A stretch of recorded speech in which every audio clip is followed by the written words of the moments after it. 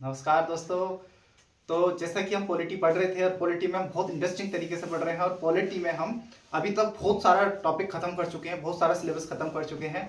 तो आपका स्वागत है हमारे अपने channel study with Vikas sir में।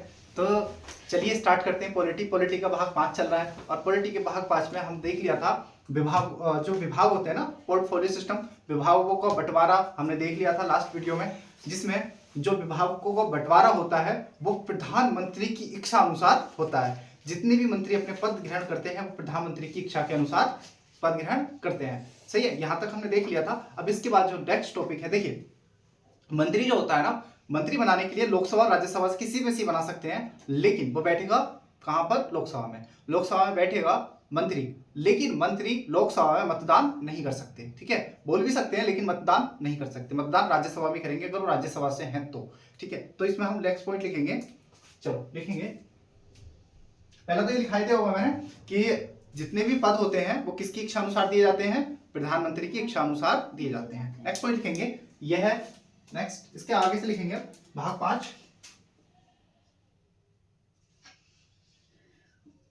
पार्ट 5।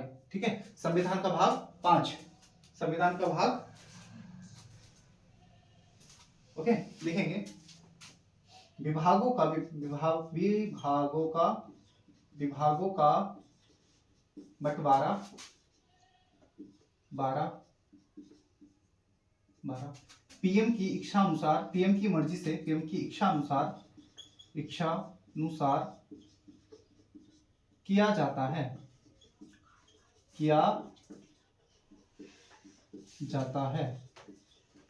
ठीक है। इसके बाद देखेंगे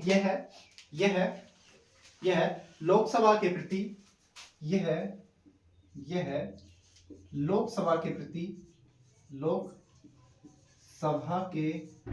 प्रति देखो, हाँ ये समझा देता हूं। देखो, जो मंत्रिपरिषद होगी ना वो सामूहिक रूप से लोकसभा के प्रति होगी, जिम्मेदार होगी, क्योंकि वो लोकसभा से ही मंत्री बन रहे हैं। अगर सपोज दैट एक मंत्री ने कुछ गड़बड़ कर दी है तो वो किसके प्रति होगा जिम्मेदार? वो होगा राष्ट्रपति के। ठीक है, राष्ट्रपति के प्रति जिम्मेदार होगा, है ना। और सारे के सारे मंत्री किसके होंगे? लोकसभा के प्रति जिम्मेदार होंगे। लोकसभा को क्या करेंगे? जवाबदेही उनकी बनती है, लोकसभा के प्रति जवाबदेही, लोकसभा को जवाब देंगे, लोकसभा उनसे जवाब करेगी। तो यह लोकसभा के प्रति जवाबदेही होते हैं। क्या होते हैं? लोकसभा के प्रति जवाबदेही होते हैं। जवाबदेहों को हम ये भी बोल सकते हैं ना, उत्तरदायी, है ना। जवाब मतलब उत्तरदायी होता है ना, उत्तरदायी होते हैं। यह लोकसभा के प्रति उत्तरदायी होते हैं। उसके बाद जिस कारण क्या होता है, सारे के सारे मंत्री क्या हो जाते हैं? सदन क्या होते हैं? सदन के होते हैं ना, लोकसभा के होते हैं। हाँ। लोकसभा सदन के होते हैं, इसलिए किसके प्रति जिम्मेदार होते हैं? लोकसभा के। ठीक है, यह लोकसभा में बैठ सकते हैं कि नहीं बैठ सकते? लोकसभा में बैठ सकते हैं, है ना। लोकसभा की कार्यवाही में भाग ले सकते हैं। क्या ये लोकसभा में मतदान कर सकते हैं? नहीं कर सकते। ये चीज मैंने बता दी, लोकसभा में ये मतदान नहीं करेंगे। ठीक है, ठीक है। अगर मंत्री व्यक्तिगत रूप से किसके प्रति जिम्मेदार होता है? व्यक्तिगत रूप से राष्ट्रपति के। हाँ, मंत्री व्यक्तिगत रूप से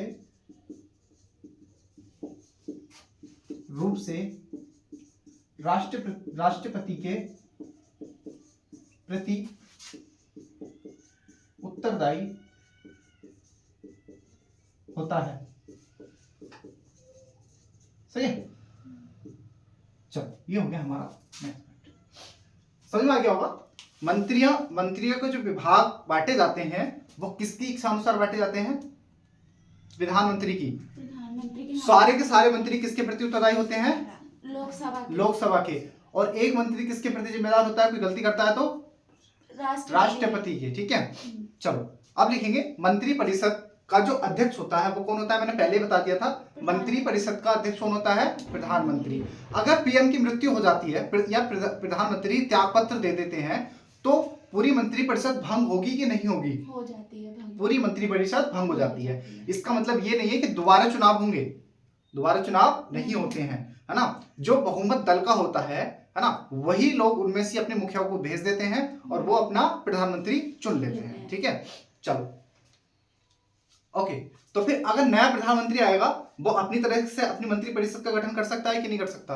हाँ कर सकता है ना, अपनी मर्जी से कर सकता है वो। उसके बाद एक पॉइंट और लिखेंगे हम, ये लिखाने की जरूरत है, ये लिखाने की जरूरत नहीं है, लिख लो चलो फिर भी। पीएम की मृत्यु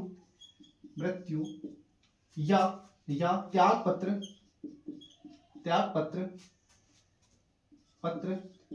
देने पर, मृत्यु हो जाने पर या त्याग पत्र देने पर मंत्री परिषद भंग हो जाती है, मंत्री परिषद भंग हो जाती है। दोबारा जो पीएम बनेंगे, है ना, वो क्या होंगे, अपनी मर्जी से क्या करेंगे, मंत्री परिषद का गठन करेंगे। ठीक है, अपनी मर्जी से मंत्री परिषद का गठन करेंगे। उसके बाद अच्छा, दोबारा चुनाव कब होगा, दोबारा चुनाव होगा, मान लो कि दोबारा चुनाव होना है, तब कब होगा वो, जब चुनाव कब होगा, वो तो 5 साल के बाद ही होगा सर।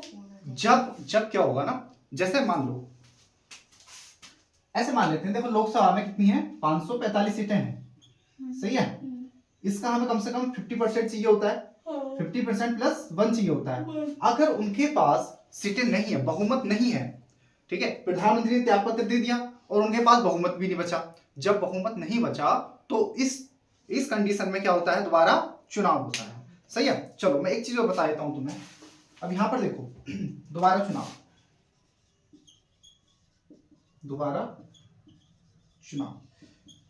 देखो, हमारे यहाँ ना 2 पार्टी हैं, एक बोलते हैं यूपीए, क्या बोलते हैं, यूपीए, एक बोलता है एनडीए, क्या बोलते हैं, एनडीए। अच्छा, यूपीए का नाम अभी इंडिया अलायंस हो गया है, क्या हो गया, इंडिया अलायंस, ठीक है, इंडिया अलायंस, यूपीए और एनडीए, ठीक है, यूपीए और एनडीए। इस एनडीए को माना जाता है बीजेपी प्लस इसके सहयोगी हैं, सहयोगी।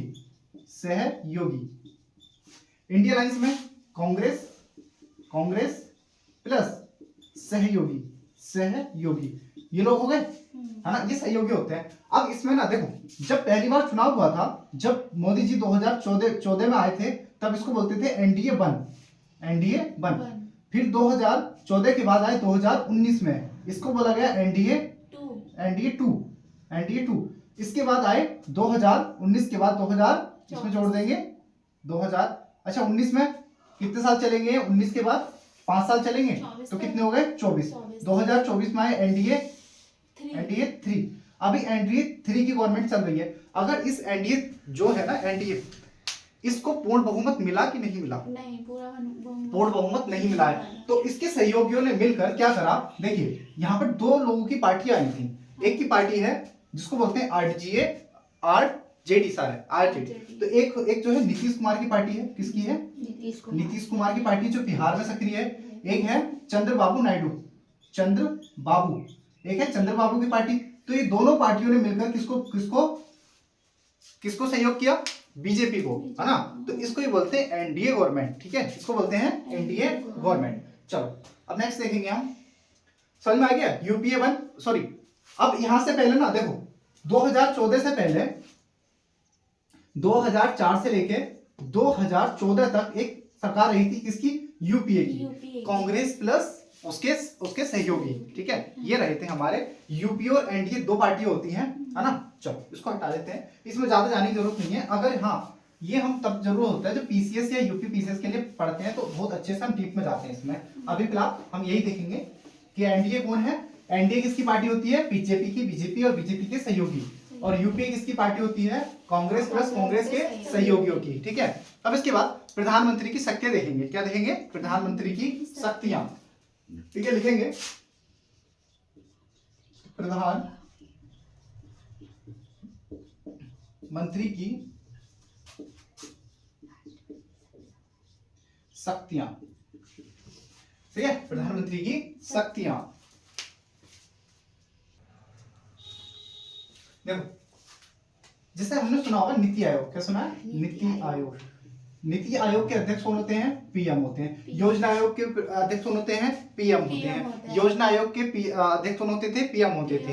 एनडीसी के नेशनल डेवलपमेंट काउंसिल के अध्यक्ष कौन होते थे, पीएम होते थे, ठीक है। अच्छा, और पीएम क्या होते हैं, मंत्री परिषद के अध्यक्ष होते हैं, मंत्रिमंडल के भी अध्यक्ष होते हैं, लोकसभा के भी अध्यक्ष होते हैं, मतलब लोकसभा के भी नेता होते हैं, है ना, होते कि नहीं होती है, इतनी शक्ति उनके पास। कभी कभी तो राज्यसभा से भी फिर आप पीएम राज्यसभा से भी हो सकते हैं। मनमोहन सिंह जब आए थे तो किससे आए थे? इंदिरा गांधी आई थी तो किससे आई थी? राज्यसभा से। मनमोहन सिंह किससे आए थे? राज्यसभा से आए थे, है ना। तो ऐसा होता है देखो। और पीएम क्या होता है? एक तुमने सीएजी सुना? सीएजी, सीएजी, है ना। देखो योजना आयोग हो गया, मंत्रिमंडल हो गया, मंत्रिपरिषद हो गया, ये सब मैंने बता चुका हूँ। सीएजी महालेखा परीक्षक, आगे पढ़ेंगे किस आर्टिकल में आता है, हम पढ़ेंगे, है ना। 148 में आता है, लेकिन आगे पढ़ेंगे, उसको बताने की जरूरत नहीं है, आगे बताएंगे। सीएजी की जो नियुक्ति कराते हैं कौन कराते हैं? पीएम कराते हैं। किसकी? पीएम की सिफारिश पर कौन करते हैं? राष्ट्रपति करते हैं, है ना। अच्छा, इसको जो है ना प्रधानमंत्री को कहा जाता है समकक्षों में प्रथम। क्या बोलते हैं? समकक्षों में प्रथम या समकक्षों में सबसे आगे वाला है। तो सबके सब बराबर ही। देखो सब एमपी है ना, लोकसभा में सब एमपी होते हैं, एमपी होते हैं, मतलब मेंबर ऑफ पार्लियामेंट होते हैं। पीएम भी पार्लियामेंट ही है, मेंबर ऑफ पार्लियामेंट है, लेकिन समकक्षों में क्या होते हैं? प्रथम होते हैं, आगे होते हैं। इसको ये भी बोला जाता है कि जो जहाज होता है ना, जहाज, इसको जहाज ही बोला जाता है। क्या बोला जाता है? जहाज, ना। हाँ, पीएम को क्या कहते हैं? जहाज भी कहते हैं। क्या कहते हैं? राज्य रूपी जहाज, है ना। पूरी चीजों को भर के अपने कंधों पर उठा क्या कर रहे हैं? चल रहे हैं, है ना। और जहाज का स्टीयरिंग भी बोला जाता है इनको। क्या बोलते हैं? जहाज का स्टीयरिंग और व्हील मतलब पहिए और स्टीयरिंग, इनको भी बोला जाता है। किसको बोला जाता है? पीएम को बोला जाता है। ओके, चलो। एक म्यू थे, म्यू विद्वान थे ना, म्यू, उन्होंने कहा था इनको, ठीक है। राज्य रूपी जहाज का स्टीयरिंग और व्हील किसने कहा था? म्यू ने। एक विद्वान और थे जिनको बोलते हैं मोरले ने क्या कहा? समकक्षों में प्रथम। क्या कहा था? समकक्षों में प्रथम। अभी तुम्हारा डाउट था कि कोई पीएम बन सकता है क्या? कोई पीएम बन सकता है क्या बिना इलेक्शन लड़े, बिना चुनाव लड़े? हाँ, इसका जवाब है हाँ। 6 महीने के लिए कोई भी व्यक्ति एमपी भी बन सकता है और पीएम भी बन सकता है, लेकिन 6 महीने के बाद उसको क्या करनी पड़ती है? चुनाव लड़ना पड़ता है और सदस्यता ग्रहण करनी पड़ती है। तो 6 महीने के लिए किसको भी प्रधानमंत्री बना दो, है ना। किसी की खुशी के लिए बना दो यार, किसी को मुझे बना दो एक 6 महीने के लिए, है ना। 6 महीने के लिए मुझे बना दिया जाए। सारे यूट्यूब वाले ट्रेंड चलाओ, #ट्रेंड, नेक्स्ट पीएम विकास, है ना। चलो अब देखो एक चीज और पढ़ेंगे हम। क्या पढ़ेंगे? उप प्रधानमंत्री। क्या पढ़ेंगे? उप प्रधानमंत्री। उप प्रधानमंत्री, देखिए उप प्रधानमंत्री जैसा कोई भी पद भारत के संविधान में नहीं है। उप प्रधानमंत्री जैसा पद भारत के संविधान में नहीं है, लेकिन जैसे होता है, देखिए एक सुनो, अभी तक कितने उप प्रधानमंत्री बने हैं वो मैं अभी बताता हूं। जैसे हमारे यहाँ पर जब लोकसभा का चुनाव होता है ना, उस लोकसभा के चुनाव में 2 व्यक्ति ऐसे होते हैं, 2 नेता ऐसे हो जाते हैं जो आपस में प्रभावशाली हो जाते हैं, दोनों के दोनों शक्तिशाली हो जाते हैं, ठीक है। क्या हो जाते हैं? शक्तिशाली। तो ऐसी स्थिति में क्या किया जाता है? एक व्यक्ति को क्या बना देते हैं? प्रधानमंत्री बना दिया जाता है ना। कई बार क्या होता है ना, स्पष्ट रूप से पता नहीं चलता है क्या किसकी पावर ज्यादा है ना। राजनीतिक उद्देश्य पता नहीं चलते हैं, इसलिए क्या होता है? प्रधानमंत्री, उप प्रधानमंत्री के पद को लेकर एक नई राजनेता आ जाते हैं, इकट्ठा होते हैं और कहने लगते हैं कि यार देखो ऐसा है कि तुम्हारे यहाँ भी, तुम्हारा भी इतना बड़ा कद है और इनका भी इतना बड़ा कद है, तो क्या करते हैं? एक को प्रधानमंत्री, एक को उप प्रधानमंत्री बना देते हैं। लेकिन संविधान में कोई जिक्र नहीं है, शक्तियों की बात नहीं है उप प्रधानमंत्री के, ठीक है। लिस्ट लिखवा देता हूं मैं, कौन कौन अब तक उप प्रधानमंत्री बने हैं, इस लिखेंगे। इसके बारे में देखो, इसके बारे में संविधान में कोई स्पष्ट, इसके बारे में, इस पद के बारे में, इस पद के बारे में, संविधान में स्पष्ट नहीं लिखा गया है। संविधान में स्पष्ट नहीं लिखा गया है, नहीं लिखा गया है, ठीक है। उप प्रधानमंत्री के पद के बारे में संविधान में है? नहीं है, ठीक है। लिख लेंगे जब पीएम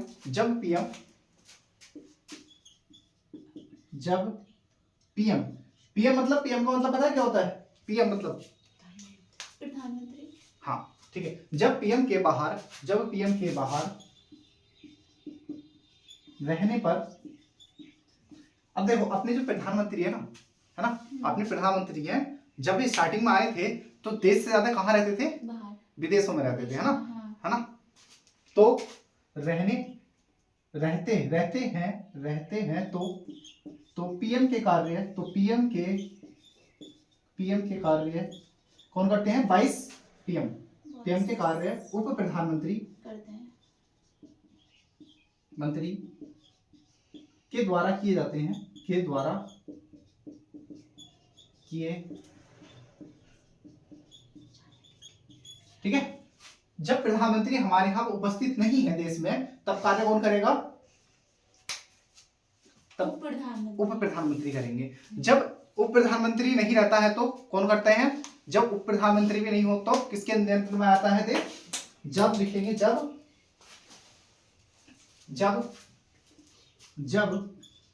उप प्रधानमंत्री भी उपस्थित नहीं रहते हैं तो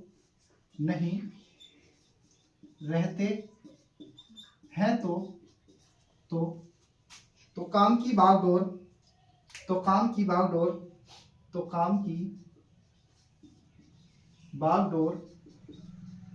बागडोर होम मिनिस्टर, गृह मंत्री के हाथों में चली जाती है। समझ में आ गया है ना? जब पीएम नहीं है तो 22 पीएम, जब 22 पीएम नहीं है तो गृह मंत्री देखते हैं। ठीक है, अभी तक जो उप प्रधानमंत्री बने हैं वो 7 बने हैं। कितने बने हैं? 7 बने हैं। देखिए, सबसे पहले जो बने थे जवाहरलाल नेहरू के समय पर एक गद्दावर नेता और थे। कौन थे? कौन हुआ करते थे? अरे, सरदार वल्लभ भाई पटेल। तो पहले उप प्रधानमंत्री कौन थे? सरदार पटेल। दूसरे बने थे मोरारजी देसाई। तीसरे बने थे चौधरी चरण सिंह। तो लिख लेंगे हम, 7 के नाम लिखा देता हूं मैं, कौन कौन प्रधानमंत्री बने। ठीक है, नंबर 1 पटेल साहब, सरदार पटेल। दूसरे कौन बने थे? मोरारजी देसाई।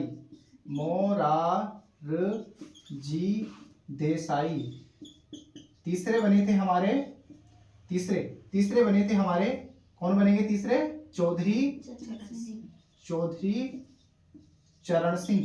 देखो, जो मोरारजी देसाई थे ना, मोरारजी देसाई क्या भारत के पीएम भी बनते हैं? हाँ। भारत के पीएम भी बनते हैं, उप प्रधानमंत्री के साथ साथ पीएम भी बनते हैं। और जो ये थे चौधरी चरण सिंह माने जाते हैं जाट नेता या किसान नेता। क्या माने जाते थे? जाट नेता या किसान नेता। इनको किसान नेता के रूप में ज्यादा माना जाता है। इसके बाद आए थे जगजीवन राम। कौन आए थे? बाबू जगजीवन राम।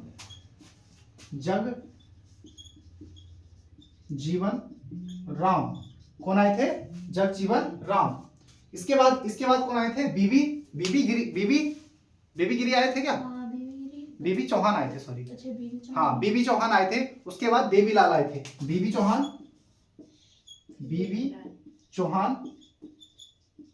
ठीक है, बीबी चौहान। चलो, इसके बाद आए थे देवीलाल, और देवीलाल के बाद लाल कृष्ण आडवाणी। ठीक है, देवीलाल और लाल कृष्ण आडवाणी। लाल कृष्ण आडवाणी 2000 में आए थे ना सर? आडवाणी, देवी प्रसाद, वो लाल कृष्ण आडवाणी। देखो, ठीक है, 7 पीएम हो गए, 7 उप प्रधानमंत्री हो गए। 7 प्रधानमंत्री में सरदार पटेल, मोरारजी देसाई, चौधरी चरण सिंह, जगजीवन राम, बीबी चौधरी और देवीलाल और लाल कृष्ण आडवाणी। देखिए, लाल कृष्ण आडवाणी का नाम सुना होगा आपने। इन्होंने रथ यात्रा निकाली थी कि नहीं निकाली थी? एक टाइम पर लाल कृष्ण आडवाणी का कद बहुत बड़ा हो गया था बीजेपी में, है ना? हाँ। बहुत बड़ा पद हो जाता है उनके समय पे। जब हमारे यहाँ अटल बिहारी वाजपेयी होते हैं ना, उनके समय में इनका कद बहुत बड़ा हो जाता है, और इनको ही माना जाता है कि प्रधानमंत्री जो नरेंद्र मोदी जी हैं, उनके ये राजनीतिक गुरु माने जाते हैं। कौन? लाल कृष्ण आडवाणी जी। अभी हमने प्रधानमंत्री देख लिए, उप प्रधानमंत्री देख लिए। इसके बाद आर्टिकल देखो 74, 75, 76। 74 में क्या था? प्रधानमंत्री के बारे में, 76 में मंत्रिपरिषद के बारे में, और उसके बाद 74 में प्रधानमंत्री, 76 में मंत्रिपरिषद, और उसके बाद 76 में क्या आता है हमारा? 76 में आता है महान्यायवादी। क्या आता है? महान्यायवादी। अब महान्यायवादी के बारे में बहुत अच्छे से बताऊंगा मैं, अगर ये महान्यायवादी आपने छोड़ा तो समझ लीजिएगा बहुत कुछ छोड़ दिया आपने। तो आप एक मेरे पर एहसान करिएगा कि आप नेक्स्ट वीडियो जरूर देखें। ये वीडियो बहुत ज्यादा इंपॉर्टेंट नहीं है मेरे विचार से। अगर आपने ये लेक्चर छोड़ भी दिया तो कोई फर्क नहीं पड़ेगा, लेकिन इसके बाद अगर लेक्चर छोड़ा तो बहुत ज्यादा फर्क पड़ने वाला है, क्योंकि हम समझेंगे अटॉर्नी जनरल क्या होता है, एडवोकेट जनरल क्या होता है, हमारे यहाँ सुप्रीम कोर्ट में क्या काम करता है वो, है ना। आर्टिकल 76 महान्यायवादी की नियुक्ति कौन करते हैं, कैसे नियुक्ति करते हैं, काम क्या क्या करते हैं वो, है ना। क्या सुप्रीम कोर्ट जा सकते हैं, हाई कोर्ट जा सकते हैं, डिस्ट्रिक्ट कोर्ट जा सकते हैं कि नहीं जा सकते, है ना। उनके काम क्या होते हैं, क्या उनको सैलरी मिलती है या रोजगारी भत्ता मिलता है, क्या मिलता है, क्या वो अपना मतलब महान्यायवादी क्या अपना खुद का पर्सनल काम कर सकते हैं, खुद की वकालत कर सकते हैं कि नहीं कर सकते हैं। ये सारे बहुत सारे इतने सारे टॉपिक हैं, वो मैं तुम्हें इतने अच्छे से बताऊंगा। और नेक्स्ट वीडियो हमारा सच में बहुत अच्छा होने वाला है ना। उसमें बहुत सारी मैं इन्फॉर्मेशन दूंगा तुम्हें, बहुत सारी इन्फॉर्मेशन दूंगा। करंट से रिलेटेड भी मैं थोड़ी बहुत चीजें बता दूंगा उसमें, है ना। वेणुगोपाल के बारे में आपने सुना होगा, वेणुगोपाल के बारे में भी कोशिश करूंगा कि उनके बारे में बता दिया जाए। वर्तमान में हमारे कौन है अटॉर्नी जनरल है, एजी कौन है, और इनसे पहले कौन थे। तो ये सारी चीजें मैं आपको बहुत अच्छे से बता दूंगा, और ये कितनी फीस लेते हैं, क्या क्या करते हैं। ओके, चलिए, तो आशा करते हैं कि आपको हमारा पढ़ाया हुआ समझ में आता होगा। और देखिए, बहुत सारे बच्चे पूछेंगे आपका सिलेक्शन हुआ है कि नहीं हुआ है ना। तो देखो, पहली बात यह है कि हम भी प्रिपरेशन कर रहे हैं, हम कोई टीचर नहीं है, हम लर्नर है। हमें जितना आता है वो हम आपको डिलीवर करना चाह रहे हैं। और ऐसा नहीं है कि हमारे भी सिलेक्शन हुआ है, सही है। अब हमारी मनचाही जॉब नहीं मिली, अब उसका उसका तो पछतावा है हमें, है ना। उसका पछतावा रहेगा, हमारी मनचाही जॉब नहीं मिली। अगर आप सपोर्ट कर दोगे तो हम फाइनेंशियली भी ठीक हो जाएंगे, आपका कुछ नहीं जाएगा। आपको हम इंफॉर्मेशन दे रहे हैं, हम आपको नॉलेज दे रहे हैं, बस आपका सपोर्ट ही तो मांग रहे हैं हम, और कुछ मांग रहे हैं। देखिए, हम 3-4 लोग इतना मेहनत कर रहे हैं, और हम सोच रहे हैं, देखिए आने वाले आपको चाहे फायदा ना हो, लेकिन आपके आने वाले जो आपके भाई बहन होंगे, छोटे भाई बहन होंगे, उनको सच में इतना फायदा होने वाला है कि आप सोच नहीं सकते। यहाँ पर ज्यादातर उत्तराखंड में या फिर एसएससी के लिए पढ़ाने वाले बहुत पेड कोर्स लेते हैं, बहुत महंगा महंगा लेते हैं।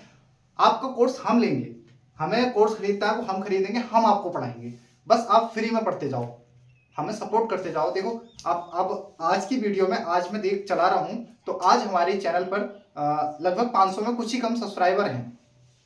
आप जल्दी से जल्दी 1000 करा दोगे तो हमारा चैनल मोनेटाइज हो जाएगा।